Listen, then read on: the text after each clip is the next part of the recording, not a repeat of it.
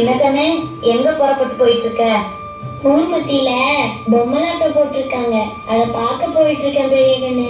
பொம்மலாட்டமா? நம்ம ஊர்லயா? அட ஆமா, இன்னும் சித்த நேரத்துல ஆரம்பிச்சிருவாங்க. பாரா, சரி வா, 2 பேரும் போய் பார்க்கலாம். போலாம் பெரிய கண்ணு.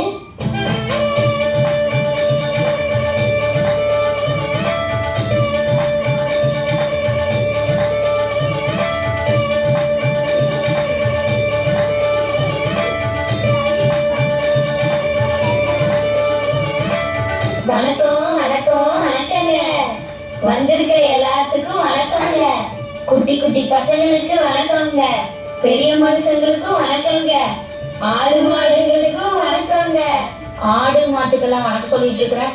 அட ஆமா, அதானே நம்மளுக்கு பால் தருது, அப்ப அதுக்கும் வணக்கம் நம்ம சொல்லணும்ல.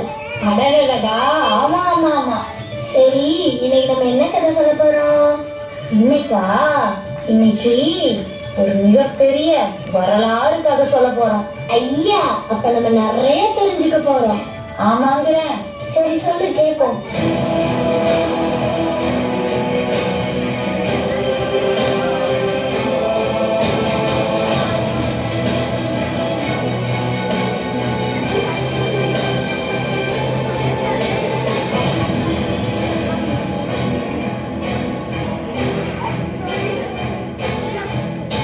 இது 17ஆம் நூற்றாண்டுல நடந்த வரலாறு. 17ஆம் நூற்றாண்டா? சொல்லு சொல்லு, கேட்போம். 1730ஆம் வருஷத்துல ராமநாதபுரம் மாவட்டத்துல செல்லமுத்து விஜய ரகுநாத சேதுபதி சக்கண்டி முத்தாத்தாள் நாச்சியார் இவங்க 2 பேருக்கும் ஜனவரி 3ஆம் தேதி ஒரு பெண் குழந்தை பிறந்துச்சு. அப்புறம் அரச குடும்பத்துல பிறந்த அந்த பொண்ணுக்கு வால் சண்டை, வால் வீச்சு, ஈட்டி எறியறது, சிலம்பம், கைவால் சண்டை, குதிரை ஏற்றம், இது போல பல வீர விளையாட்டுகளை அந்த பொண்ணுக்கு சொல்லி கொடுத்தாங்க. கேட்கவே நல்லா இருக்கு, மேல சொல்லு. எல்லா கலையும் கற்று கை தேர்ந்த ஒரு பெரிய வீராங்கனையா வளர்ந்தாங்க. அப்புறம் அவங்க 16 வயசு இருக்கும்போது சிவகங்கை சீமையோட இளவரசரான முத்து வடுகநாத பெருவுடைய தேவருக்கு கல்யாணம் பண்ணி வச்சாங்க. அப்புறம் முத்து வடுகநாத ஐயாவோட ஆட்சியில அந்த ஊரே செல்வ செழிப்பா பச்சை பசேல்னு இருந்துச்சு.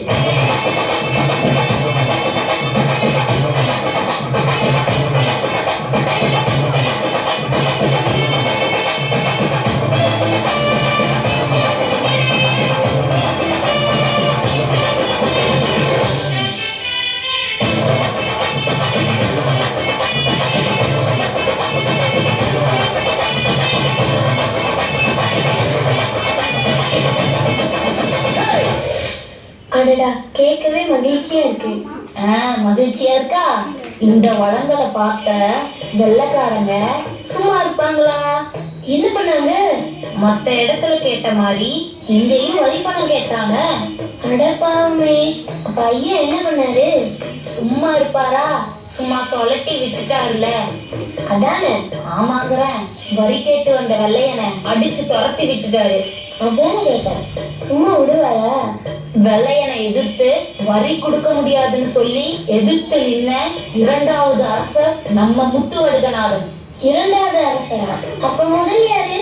முதல்ல எதிர்த்து நின்னவரு நம்ம ஐயா பூலித்தேவன்.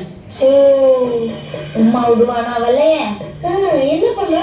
பல தந்திரங்களுக்கு அப்புறம் கயத்தாறு காளையார் கோவில்ல தந்திரமா முத்து வடுகநாதன் ஐயாவை கொன்னுட்டாங்க. ஐயோ, அப்ப அவங்க மனைவி? இனிதான் இருக்கு வரலாறு. சொல்லு கேட்போம், நல்லா இருக்கு. முத்து வடுகநாதன் ஐயா இறந்த உடனே வெள்ளையர்கள் கோட்டையை பிடிச்சிட்டாங்க. இத தெரிஞ்சுக்கிட்ட அவரது மனைவி அங்கிருந்து தப்பிச்சு எப்படியாவது வெள்ளையர்களை ஜெயிக்கணும்னு மீண்டும் கோட்டையை பிடிக்கணும்னு காட்டுக்குள்ள பதுங்கி வாழ்ந்தாங்க. காட்டுக்குள்ள பதுங்கி வாழ்ந்தாங்களா? அவங்க நேரடியா மோதலையா? பதுங்கி வாழ்றது அரச குடும்பத்துக்கு அழகா? புரியலையே எனக்கு. இங்கதான் இருக்கு ஒரு பெரிய வரலாறு. அவங்க பயந்து போகல. இழந்த படைய மீண்டும் மீட்டு கொண்டு வரவும் வெள்ளையன் கூட சண்டை போடுறதுக்கும் ஒரு மிகப்பெரிய படை தேவை. அந்த படையை உருவாக்கத்தான் அவங்க காட்டுக்குள்ளார அவ்வளோ கஷ்டப்பட்டு வாழ்ந்து வந்தாங்க. நான் கூட அவங்க பயந்து போயிட்டாங்கன்னு நினைச்சிட்டேன். ஆமா, உங்களுக்கு யாரும் உதவ வரலையா? வந்தாங்களே. மிகப்பெரிய இரும்பு சக்தியான மருது பாண்டியர்கள் இவங்க கூட தான் இருந்தாங்க.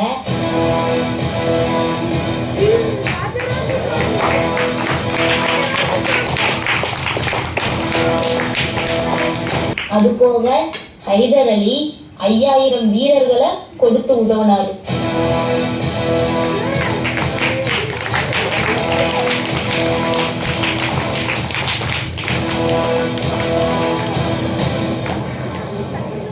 ஓ அப்படியா, நல்ல விஷயம். இதுல 2 பேர்த்த பத்தி நீ கண்டிப்பா தெரிஞ்சுக்கணும். யார் அவங்க, என்ன பண்ணாங்க? ஒரு சமயம் வெள்ளைக்காரங்க இவங்களை தேடிட்டு காட்டுக்குள்ள வந்தாங்க. அப்போ உடையாள்னு ஒரு பெண்ணு கிட்ட இவங்களை பத்தி விசாரிச்சிருக்காங்க. அப்ப அந்த பொண்ணு, எனக்கு தெரியும், ஆனா நான் உங்ககிட்ட சொல்ல மாட்டேன், என்னோட நாட்டுக்கு நான் துரோகம் பண்ண மாட்டேன் அப்படின்னு உறுதியா சொல்லிட்டா. இத கேட்ட வெள்ளைக்காரங்க கோபம் அடைஞ்சு அதே இடத்துல உடையாளுங்கிற பெண்ணை கொன்னுட்டாங்க.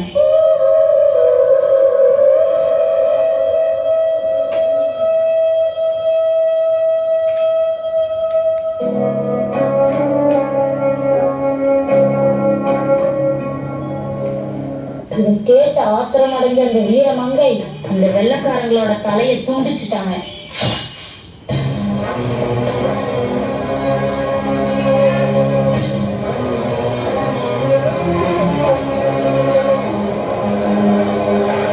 உடையாளோட வீரத்தை போற்றும் வகையில பெண்கள் படைக்கு உடையாள் படைன்னு பேர் வச்சாங்க. இன்னொரு சுவாரஸ்யமான ஒரு விஷயம் இருக்கு. அது என்னவா?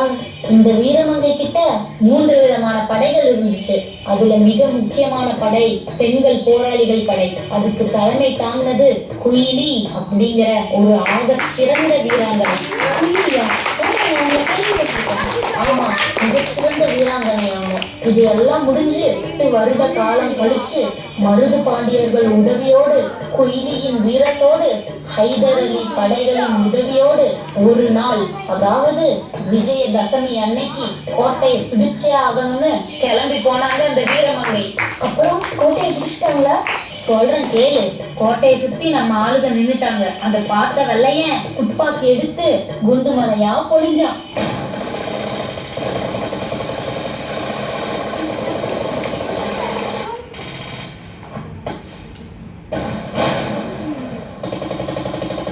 அப்புறம் நம்ம ஆளுக கிட்ட கத்தியும் வாளும் தான் இருந்துச்சு. அப்ப என்ன பண்ணாங்க?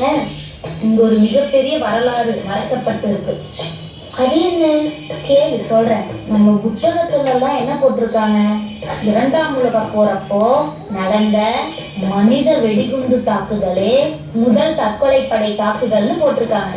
ஆனா 2ஆம் உலக போர் எப்ப நடந்துச்சு? 1939. ஆனா 17ஆம் நூற்றாண்டப்பவே தற்கொலை படை தாக்குதல் நடத்திட்டோம். அப்படியா? இது யார் பண்ணா? சொல்றேன் கேளு. நம்ம கிட்டயோ கத்தியும் வாளும் தான் இருந்துச்சு. வெள்ளைக்காரங்கிட்ட துப்பாக்கி தோட்டா இருக்குது. இத பார்த்த குயிலி ஒரு முடிவு எடுத்தாங்க. வெள்ளையர்களோட ஆயுதம் குறைஞ்சதுன்னா நம்ம எளிதா வெற்றி அடைஞ்சிருவோம். அதை யோசிச்ச குயிலி உடம்பு பூரா மண்ணெண்ணெய் ஊத்தி தன்னையே பத்த வச்சு ஓடி போய் அந்த ஆயுத கிடங்குக்குள்ள விழுந்துட்டாங்க. விழுந்ததும் அந்த ஆயுத கிடங்கே சுக்கு நூறா வெடிச்சிருச்சு.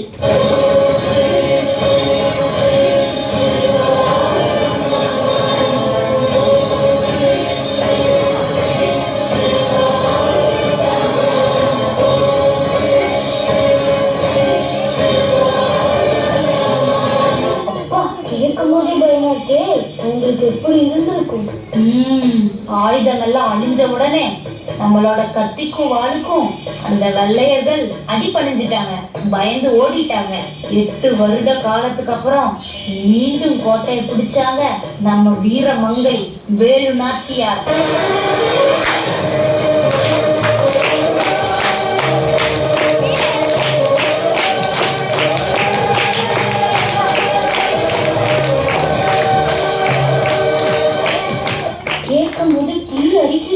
ஆமா, இதுல மறைக்கப்பட்ட வரலாறு நிறைய இருக்கு. அத உனக்கு சொல்லணும்னா ஒரு நாள் ஆகும். இன்னொன்னு சொல்றேன் கேளு.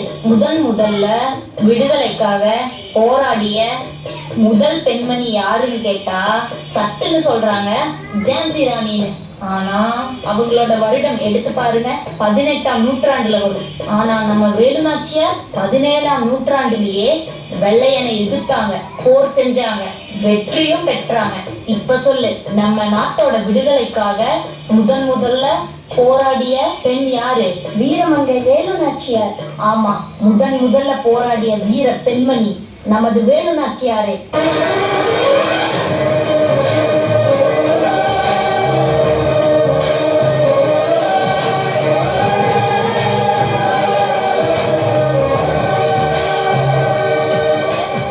நாங்கள் மீண்டும் சொல்கிறோம், பெயர் மாற்றம் என்பதும் ஒரு வகையான அடையாள அழிப்பே.